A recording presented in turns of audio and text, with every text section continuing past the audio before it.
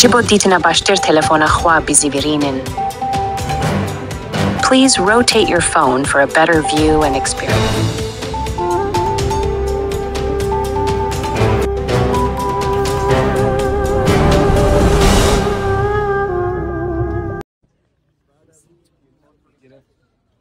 تبلیغات رسانه‌ایتون گفتیم رفتیم رسیدگی کردیم. اگه مرد بودی اون زمان که پیگیر شدی، اون زمان میتونم بگم تا و یه لحظه بذاریم من صحبتم تموم شه. نه تسلیت میخوام، نه تبریک میخوام، نه هیچ چی نمیخوام، چون دختر ما به ما برنمیگرده. نخبگان ما 100 جسدشون فرار کردن، متوسط های جامعه رفتن، 8 میلیون فراری داریم. ما نخبگان رو داریم میسازیم. چرخ مملکت توسط اینها باید به چرخه. دختر من شاگرد سوم تیزهوشانه، بالاترین فرهنگ کشور در دنیا ماشین میدن.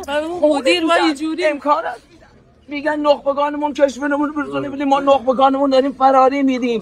من استاد این دانشگاه 30 سال خالصانه کار کردم. تو پرونده من نگاه کنید، اگر یک نقطه کور دیدید من به شما جایزه میدم. نه ضد انقلابم، نه ضد کشورم، هیچی نیستم. حقمه. آقا توی مملکت من پسرم فرار کرده چون نخبه بوده، چون نتونست هیچ کار پیدا کنه، چون کار مال دیگران است، مال آقازادگان است، مال جن خوب است، مال جن بد نیست. با جن بدیم. ما تمام کارا رو کردیم. ما همه حق و حقوقمون، دینمون رو نسبت به کشورمون ادا کردیم. یه چیزی از شما میخوام. آقا الان رسانه‌ای کردین، ما دستگیر کردیم فلان، نه این فایده نداره.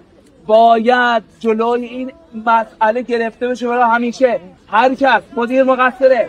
آقا گفتم ماشین اسکانیا از ما 32 میلیون پول گرفتن، 28 میلیون اجاره کردن، پول اسکانیا گرفتن، ماشین ضعیف دادن. آقا سرای دار زن بچه‌ش رفته، بیا آقا میگفته آقا ماشین خرابه بزن کنار بگیم از کرمان خانواده ها بیان.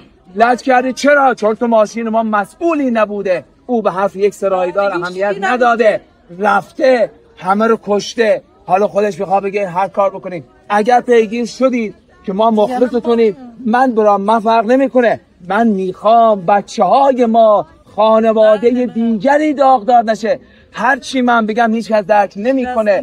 اگر شما دختر بچه دارید و سختی کشیده باشید، بدونید میفهمید، درک دارید، میتونید زجر من رو بکشید. در غیر این صورت بله رسانه تون تمام میشه، فیلم من پخش میشه در رسانه ها. ما رفتیم دلداری کردیم، دلجویی که این به درد هیچ خانواده ای نخواهد خورد.